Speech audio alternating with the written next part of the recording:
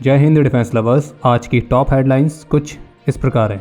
जानिए क्या है चीन द्वारा लद्दाख में कब्जा किए जाने वाले प्रोपेगेंडा का सच। इंडियन आर्मी की ईस्टर्न कमांड ने भी स्थापित करी FPV ड्रोन्स की ट्रेनिंग नोड। DRDO की स्वदेशी सबमशीन गन JVPC को भी मिल चुका है अप्रूवल। फ्रेंच नेवी के रफाल एम इंडियन एयरफोर्स के एयरक्राफ्ट के साथ पार्टिसिपेट करेंगे एक्सरसाइज में और घातक UCAV इक्विप्ड होगा इस एडवांस टेक्नोलॉजी से।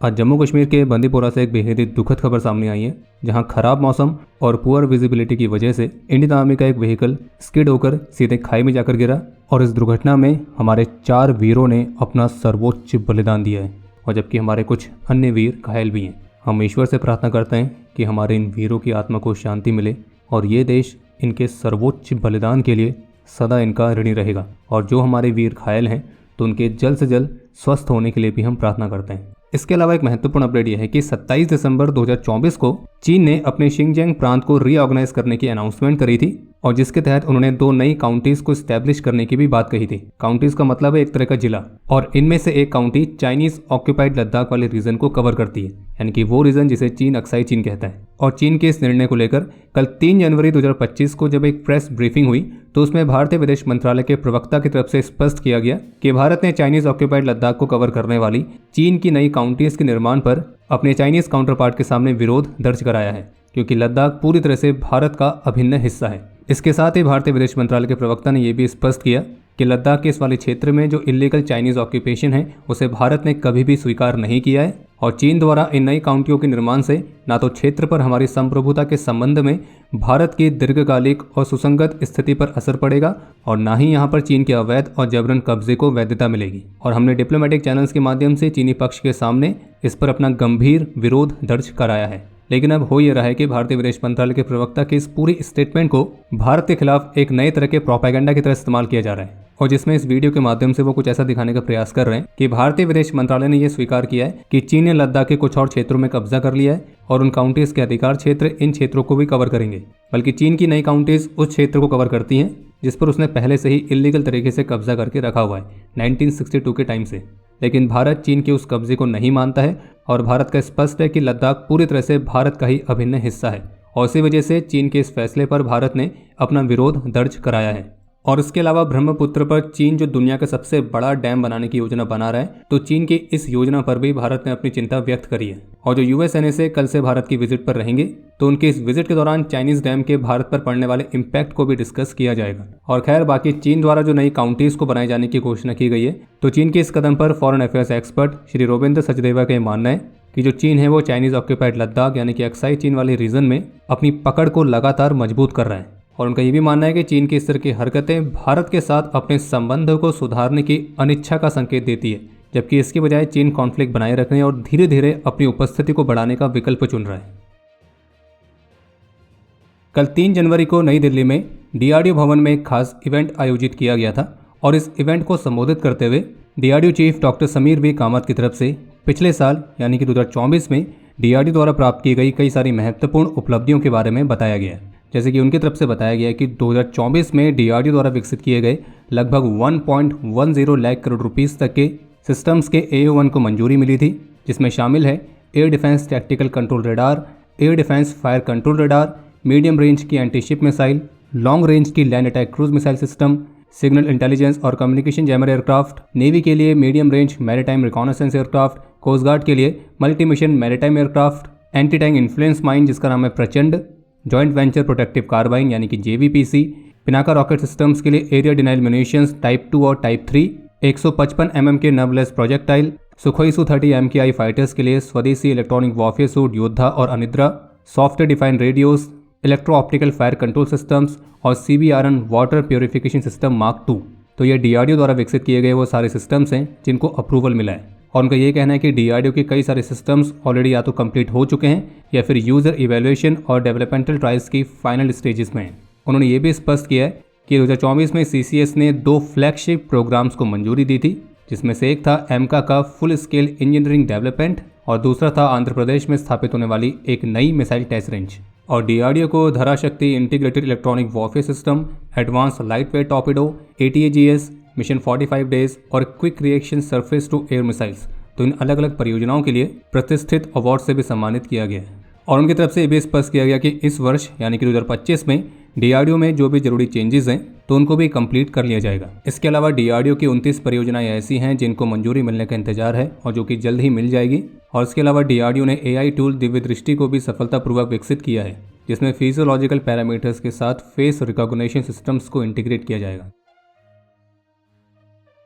तो अभी कुछ ही दिनों पहले सोशल मीडिया पर चीन के इन्फोवॉर और साई ऑप्स के हिस्से के तौर पर चाइनीज PLA की कुछ ऐसी वीडियो सामने आई थी जिनमें उनके सोल्जर्स FPV ड्रोन के साथ ट्रेनिंग लेते हुए दिखाई दे रहे थे। और अगर आप में से भी किसी ने वो वीडियोस देखी होंगी तो शायद आपके मन में प्रश्न आया ही होगा कि FPV ड्रोन्स को इस्तेमाल करने के मामले में अभी वर्तमान समय में इंडियन आर्मी का क्या स्टेटस है। तो ये वाला अपडेट आपके इसी प्रश्न का उत्तर दे देगा। तो हुआ यह है कि अभी हाल ही में ईस्टर्न आर्मी कमांड हेडक्वार्टर्स के COS lieutenant general RC Srikanth द्वारा एक अत्याधुनिक Rising Sun FPV drone node का उद्घाटन किया गया और इसी दौरान उन्होंने इंडियन आर्मी के FPV ड्रोन्स के लाइव डेमोन्स्ट्रेशन को भी विटनेस किया और आर्मी के जो FPV ड्रोन्स हैं उन्हें स्वदेशी तौर पर असेंबल किया गया और इसी डेमोन्स्ट्रेशन के दौरान आर्मी ने अपनी कुछ एडवांस कैपेबिलिटीज को भी शोकेस किया, जैसे कि टारगेट पर सटीकता से स्ट्राइक करना, पेलोड को ड्रॉप करवाना और स्टैटिक या फिर मोबाइल टारगेट्स के खिलाफ नाइट विजन इनेबल्ड ऑपरेशंस को परफॉर्म करना। और ये इवेंट इस बात को दर्शाता है कि अपनी ऑपरेशनल इफेक्टिवनेस को बनाए रखने के लिए इंडियन आर्मी भी लगातार मॉडर्न टेक्नोलॉजीज को अडॉप्ट करने पर काम कर रही है। इसके अलावा नॉर्दर्न बॉर्डर्स के साथ जो इंडियन आर्मी के high altitude field firing ranges हैं, तो यहाँ पे इंडियन आर्मी ने अपनी आर्टिलरी से फायरिंग एक्सरसाइजेस कंडक्ट करी थी और जिसमें इंडियन आर्मी ने अपनी आर्टिलरीज की ऑपरेशनल कैपेबिलिटीज को डेमोन्स्ट्रेट किया। और ये डेमोन्स्ट्रेशन इस बात को भी दर्शाता है कि चाहे मौसम की कैसी स्थिति हो, इंडियन आर्मी हमेशा तैयार है।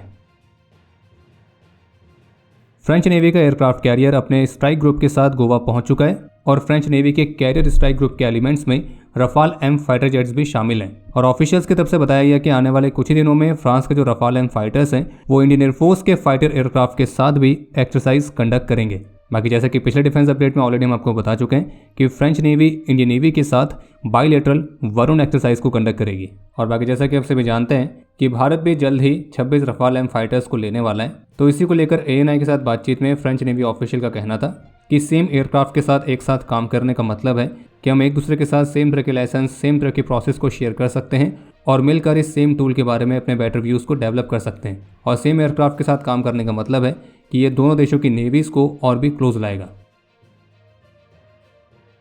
टामिक मीडिया हाउस के एडिटर और एरोस्पेस जर्नलिस्ट श्री अनंता कृष्णन M ने अपने ऑफिशियल एक्स हैंडल से भारत के घातक UCAV प्रोग्राम को लेकर एक महत्वपूर्ण पोस्ट किया था। जिसमें बताया गया कि इस प्रोग्राम के लिए CCS का फाइनल अप्रूवल लेने के लिए भी तैयारी चल रही है और इस प्रोग्राम की जो इनिशियल फंडिंग थी जो कि थी लगभग 70 करोड़ रुपीस, तो उसके साथ ADE ने सफलतापूर्वक इसके टेक्नोलॉजी डेमोन्स्ट्रेटर के कैपेबिलिटीज को प्रूव किया है और अब इस परियोजना में और तेजी लाने के लिए CCS के फाइनल अप्रूवल का इंतजार है। और जो एक घातक UCAV प्रोग्राम है जिसमें एक रिमोटली पायलटेड स्ट्राइक एयरक्राफ्ट को विकसित किया जा रहा है, तो ADE के जो साइंटिस्ट हैं वो इसके टेक्नोलॉजीज को और भी ज़्यादा रिफाइन करने पर काम कर रहे हैं। इसके साथ ऑफिशियल के हवाले से उन्होंने ये भी कंफर्म किया है कि इसका जो प्रपल्सन सिस्टम होगा जो कि कावेरी के ही डेरिवेटिव इंजन पर आधारित होगा, तो वो भी रशियन फैसिलिटी से एक सफल टेस्टिंग से गुजर चुका है और इसी प्रोग्राम को सपोर्ट करने के लिए नेक्स्ट जनरेशन के सिमुलेटर को भी तैयार करने की योजना चल रही है। और सीनियर DRDO ऑफिशियल्स के हवाले से रिवील किया गया है कि इंडियन एयरफोर्स ने भी इस परियोजना में अपना विश्वास जताया है और साइंटिस्ट को इस बात के निर्देश दिए गए कि इस UCAV में रडार क्रॉस सेक्शनल एरिया को कम करने वाले टेक्नोलॉजीज को ही प्राथमिकता दी जाए। और जबकि इसके अलावा कुछ अन्य मीडिया रिपोर्ट्स में भी क्लेम किया गया कि घातक UCAV प्रोग्राम अत्याधुनिक DBF यानी कि डिजिटल बीम फॉर्मिंग और जिसे डिस्ट्रीब्यूटेड बीम फॉर्मिंग भी कहते हैं, तो इस टेक्नोलॉजी के साथ भी आएगा। और आसान शब्दों में आप इसको इस तरह से समझ सकते हैं कि DBF एक ऐसी टेक्निक हुई जिसमें मल्टीपल ट्रांसमीटर्स सिंक्रोनाइज मैनर में एक साथ काम करते हैं ताकि वे एक पर्टिकुलर डायरेक्शन में सिग्नल को फोकस कर सकें और जिससे एक एफिशिएंट और टारगेटेड कम्युनिकेशन, रडार फंक्शनैलिटी और इलेक्ट्रॉनिक वॉरफेयर कैपेबिलिटीज मिलती हैं। और इस टेक्निक को कम्युनिकेशन सिस्टम्स में, रडार और सर्विलियंस में, इलेक्ट्रॉनिक वॉरफेयर में, स्वॉर्म ऑपरेशंस में, तो इस तरह के अलग अलग एप्लीकेशंस में इस्तेमाल किया जा सकता है। और ये टेक्निक एफिशिएंसी के साथ साथ UCAV की स्टेल्थ कैपेबिलिटीज को भी मेंटेन रखने में मदद करती है, क्योंकि इसकी मदद से एक फोकस्ड ट्रांसमिशन होता है जिससे इलेक्ट्रोमैग्नेटिक सिग्नेचर कम हो जाता है और जिससे जो स्टेल्थ कैपेबिलिटीज हैं वो मेंटेन रहती है। और इतना ही नहीं बल्कि पावर वेस्टेज को भी कम करने में मदद करता है और इस तरह के और भी कई सारे फायदे हैं इस DBF टेक्निक के। और बाकी अगर आपको घातक UCAV प्रोग्राम के बारे में डिटेल में जानना है तो उस पर ऑलरेडी एक डेडिकेटेड वीडियो हमने पहले बनाई है, आप उसके माध्यम से पूरी जानकारी प्राप्त कर सकते हैं, लिंक डिस्क्रिप्शन में मिल जाएगा।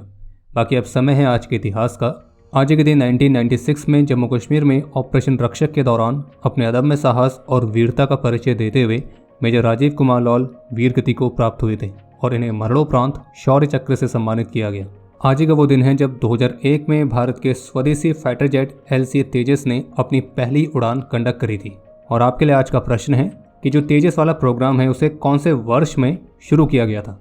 और अब समय है आज के टॉप 3 कमेंट्स का, जो ये रहे आपकी स्क्रीन पर।